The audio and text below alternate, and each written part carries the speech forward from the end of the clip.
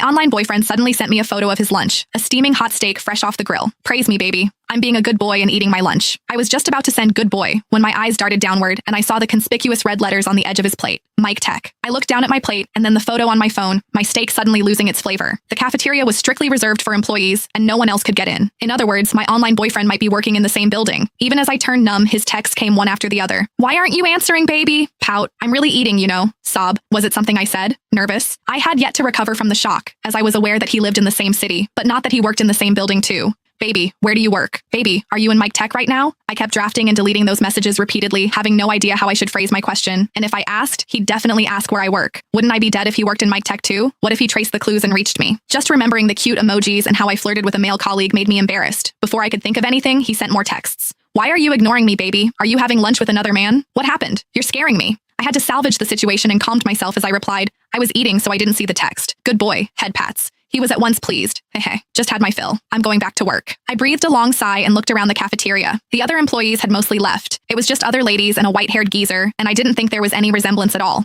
Forcing myself to calm down again, I decided I had 3 begging questions. First of all, who was he? Second, was he reliable? Third, if we did meet in real life, should we keep dating or end it all? After all, it would be so awkward to meet him every day. Just looking back in our past year, I realized how fiercely we guarded our respective privacy. We had never sent photos of our faces or exchanged names and addresses, and the only clue I had was the pictures he sent of his abs after I insisted. But how would I identify him with that?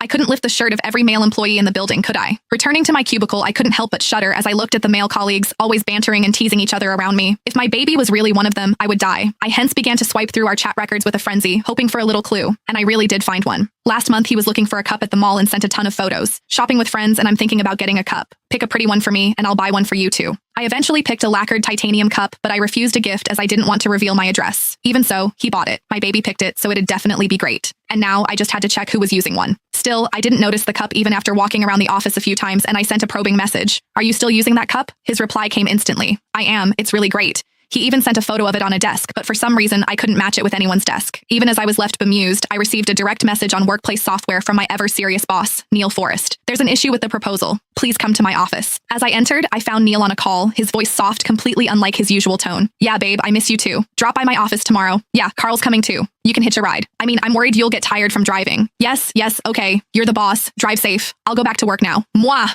I promptly turned to look outside the window. It was just so cringeworthy, and I certainly didn't expect my usually ice-cold boss to be that clingy in private. That was when Neil cleared his throat after hanging up, once again the calm and composed superior as he said, the investor has already checked out our proposal and was mostly satisfied, but there are details that need adjustments. I've marked them, so edit them later. Yes, Mr. Forrest, I replied. I was ready to leave when I noticed the cup placed at a corner of his desk out of the corner of my eye. Pure titanium.